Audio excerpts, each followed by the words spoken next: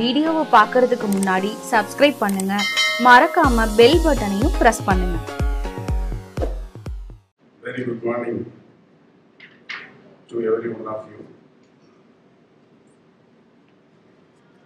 Respected Vice Chancellor of Tamil Nadu University, Professor Dr. Stalin, and the syndicate members, Registrar of TNOU, faculty members of TNOU, the coordinators from Chennai and Viluppuram district, ladies and gentlemen, I deem it an honor to know for giving me this opportunity to meet you all.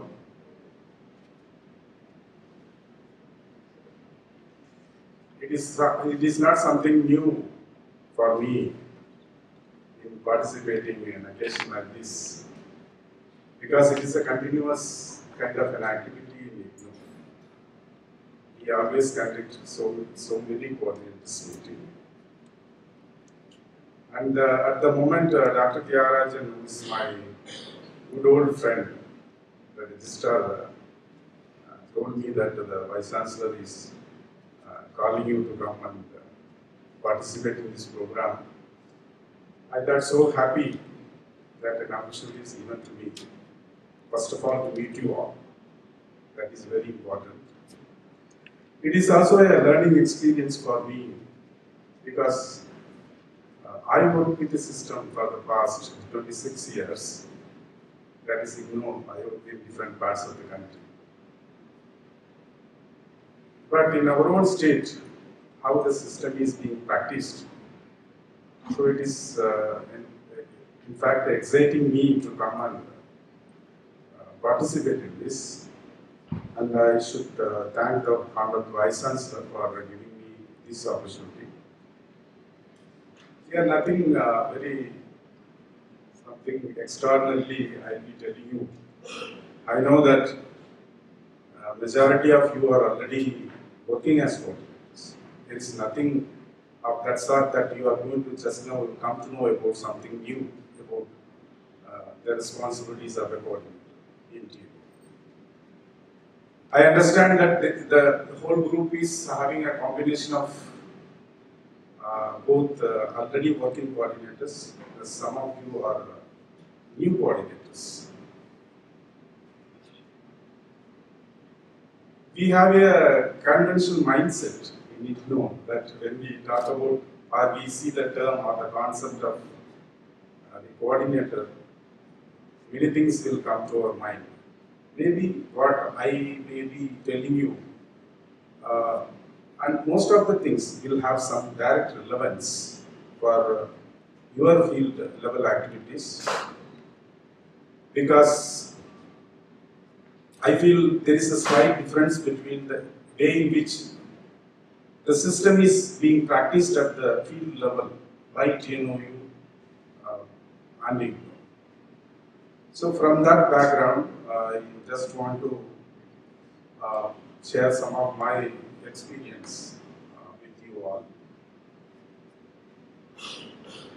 It is very many times said, what is your role?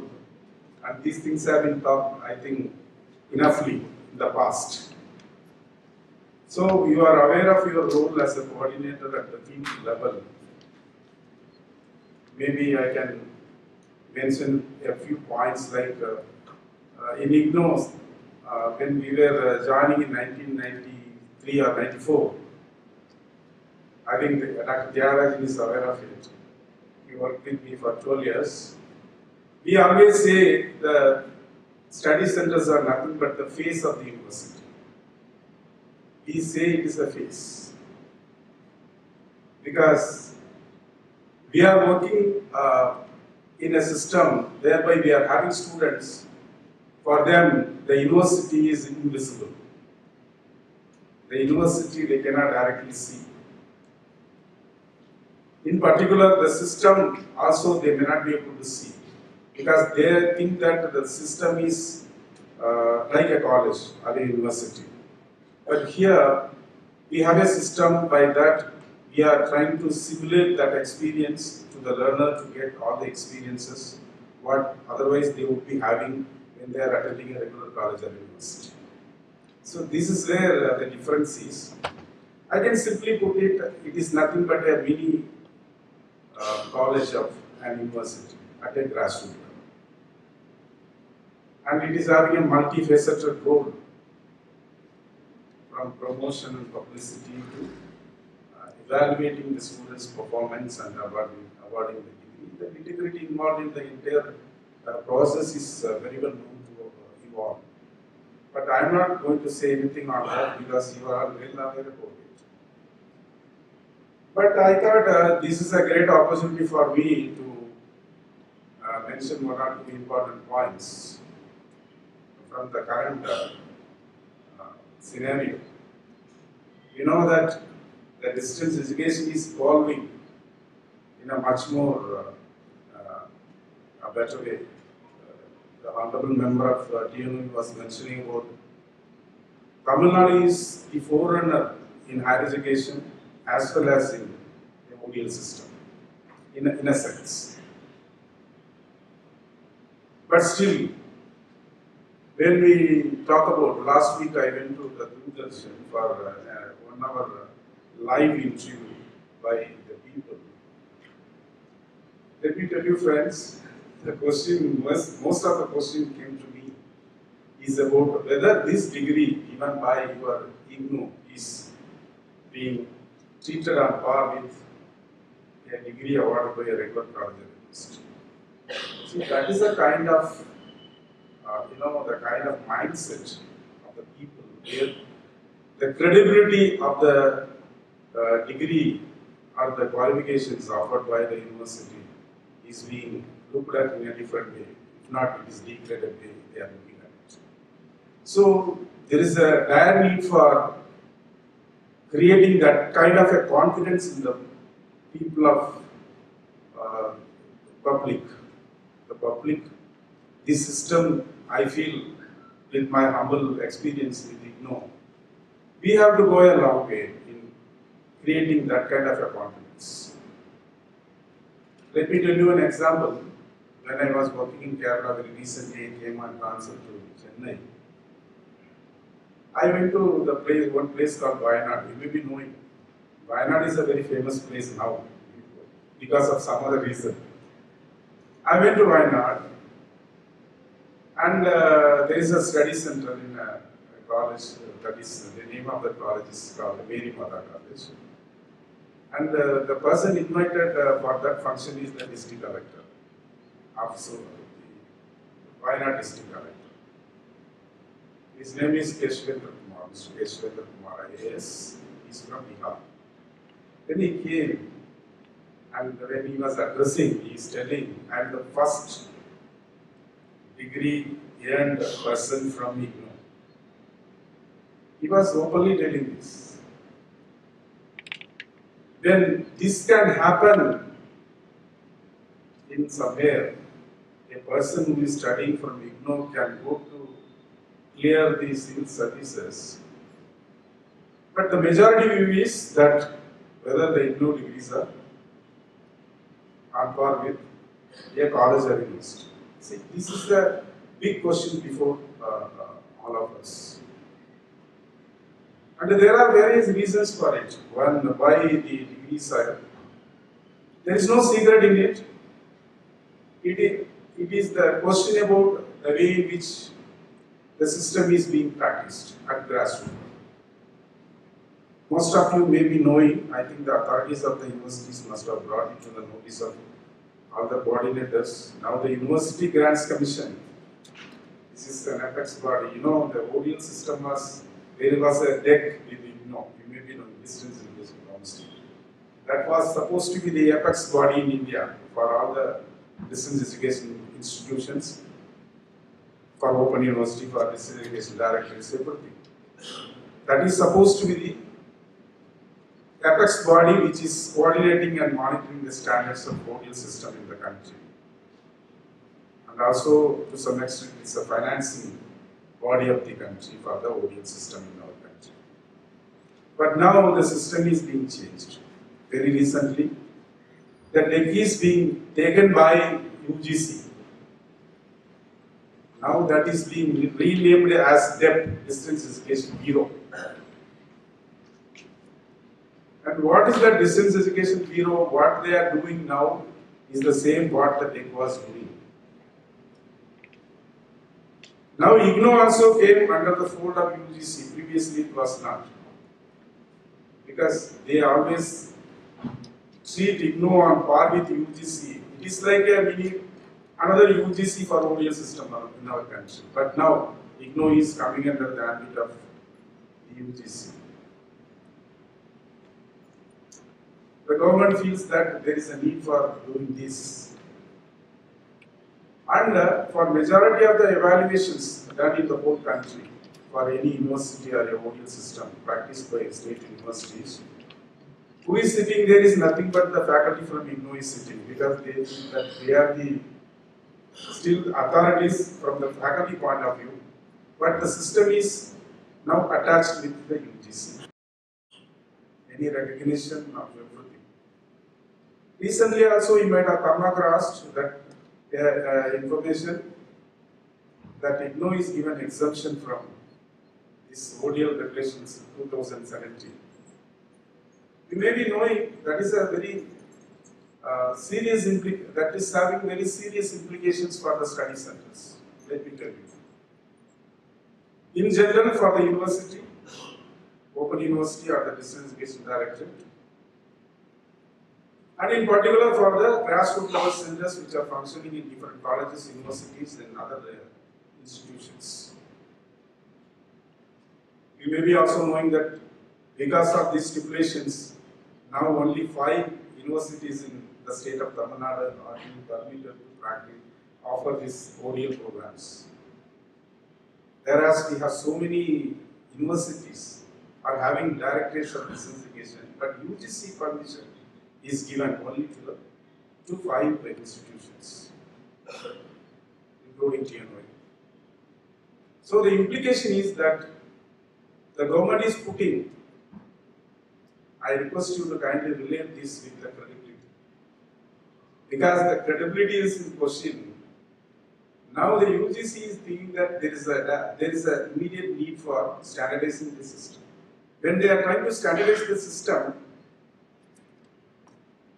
they have set so many parameters to be met if anybody wants to offer the programs through ODL, either it's a university or a college. Mostly it is offered through university, not through a college. But they have set standards for a university to start a study center at a particular place. This was not practiced previously, it was not there. I think the Honorable Vice Chancellor is from Bharidas University. I am also very happy that you got a very dynamic person. I know him for very many years. And he has done a very good job. He is one of the very known persons. When I was director of our RC regional center in Madurai, I used to speak to him.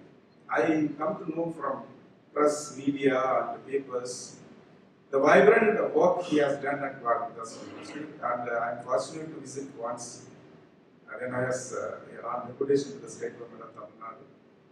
I went along with the additional chief secretary, he was heading the Entrepreneurship Development Institute. He was working there as additional director. Now it is a great opportunity for TNOU to increase its credibility. But let me tell you, friends, they are very, very strict. I had a meeting recently with my study centers, like you, and my headquarters is asking me to close down all the centers which are not fulfilling the ODL regulations 2017. May not be, it is immediately applied here, but in the days to come, this is going to be a mandate. This is going to be mandate. You know what are the conditions now the UGC is putting on the universities which are offering the programs? The first condition they are putting is where you are starting a study center, there should be a affiliated college. And the coordinator cannot be a person below the rank of assistant professor. See, these are, I am closing down more than 15 centers in my region now. From July onwards, I will not be continuing. If I am continuing, then the university will be in trouble. The university will be in trouble. But it is having very serious implications. Suddenly I cannot close a study center and shift the students. For example, I am having a specialized center which is not fulfilling the ODL regulations, but which is a specialized center. There is a National Agro Foundation, you may be knowing in Chennai, which is started by our former Finance Minister, C. Subramanian. Which is accredited, NBA accredited institution, which is conducting programs in so many specialized areas in agriculture. But my university says no, it goes down. If I am closing it down, then where the students will be shifted, there is no clue for me. But simple instruction given to me is that you shift it to the nearest center. If I am shifting it to the nearest center, there is no expertise available to conduct this further from July onwards. See, this is what kind of a difficulty, my friends, and let me tell you, that it is a time for us to standardize it. Credibility and standardizing is a need of the hour. And there is also a new scheme introduced. I think I must inform the Honorable Vice Chancellor that under the new education policy, he was mentioning about it just when we had a discussion. Now it is envisaging a student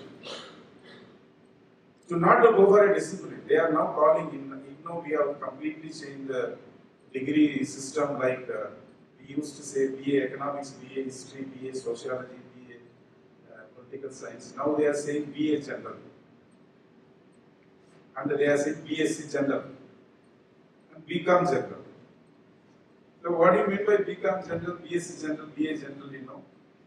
A student is given now an opportunity to select two disciplines. Previously, I think Dr. Tyagarajan knows about it. To earn a degree from IGNOU, they have to complete 96 credits. I think that is being practiced in TMOU also. Because I know I am involved from the beginning when it started, from the first Vice Chancellor, Professor Palanisamy. But now, as per the CBCS, choice-based credit system, now the number of credits one student has to earn is 132. It is not 96. And they are asking the student to go for two disciplines. You know, previously we have a mindset of only the language courses and the elective courses and application oriented. This is the only general three classification. Now they have added two more. Skill oriented, proficiency improvement course, something like that. They have introduced so many new patterns into it. And it is also giving an opportunity for a student to study with the TNOU up to first and second year, moving to IGNOU third year, and vice versa. The mobility also now given a much more importance as per the new CBCS scheme under the NEP 2019. Now there are so many things that are going to happen. These are all going to happen. It is going to be the order of the day. I think your university will be definitely giving you all these points which are coming in the way. And ODL system previously, you may be knowing, you will agree with me that it is being practiced as a supplementary system in any discipline other than the open universities. Wherein a student cannot know about the details about who is the person. I need not tell you that what are the responsibility of coordinator, promotion and the scheduling of counseling, conducting practicals, evaluating, conducting exam, everything. But we may not be very clearly disclosing it. Now, as per the new audio regulations, every university should give the center's name in the website. The public it should be there in the public domain. ENOU is having where the center is, what is the background of the institution. The public will know. When you are involving a teacher in teaching in your university, his entire biodata is being placed in the internet, the website of the university. Then the student will know who he is, what is his background, what is his qualification, what is his experience. Likewise, there are adding so many things. There is also a new thinking on practicing of the system is from this year onwards, IGNOU is started now introducing delivering examination question papers through online mode. We know that there are online examinations conducted previously, but open universities are yet to go to that level. And as per the new regulations, every university should offer the online programs. It is becoming a mandate, wherein both the university and the grassroots level centers must have the expertise to offer it. Because they have made it a compulsory thing, every university should start an online program, online mode delivery of programs. So like this, there are so many things. IGNOU introduced this year, I told you, that delivering question paper through online mode. Wherein if you are not alert in printing your question paper on the date of exam or the password is known to you, the entire university examination will go to public. So this is the kind of things are coming. I myself, when I took over charge here, I thought we should not. I think that is what my request to the Honorable Vice Chancellor. And he is our leader in this. That is what I consider. And we work in tandem with the TMOE. And he will be guiding us. And wherever required, we should work together. I was also, when I am coming from my home to this place, I don't know whether it is a correct proposal to be placed before the Honorable Vice Chancellor, that why the open university system should be so closed. When you are having a center, these many centers in 2 districts, I think IGNOU definitely not having it. In the whole region, I am having only 30 to 35 centers. Whereas you have reached the minute level areas. Now I was really thinking when I was traveling that should I put it to the Vice Chancellor that why can't the 2 institutions can work in a complementary? In a sense, wherever the IGNOU centers are there, why can't we give information about the TNOE? Wherever TNOE centers are there, why can't we give information about IGNOU? Because both of us, we are trying to practice. In spite of, we are claiming that we are the leader, we are the highest developed state in the whole country. Our GR is only 47%. I think you know it. Whereas our India average is 12 to 15%. In backward districts, Orissa, Bihar and all, it is not even 15%. But we are having 45%. But 45% is not 100%. Or 85%. Literacy rate is 87%, Tamil Nadu. Slightly below than the Kerala. But when it comes to GER, there is a very long travel we may have to make. So, that is what the request with that I came here and presented in front of the Honorable Vice Chancellor. Let us work together. Also, I am aware that TNOU is employing so many electronic media way of teaching and interacting with you. Almost now in IGNOU we are interacting with our headquarters through web conference. they are asking for. And from regional center, these days we are now started monitoring the center, getting the feedback reports only through online, not by letters. It is taking time. Suppose I want an information regularly about what is the counseling classes conducted in every center. I have prepared a Google sheet. In that I am sending it to all of them. They will be presenting it, saying number of theory class conducted, number of practical class conducted, number of assignment conducted, evaluated. So like that, it is an era of now depending on totally that.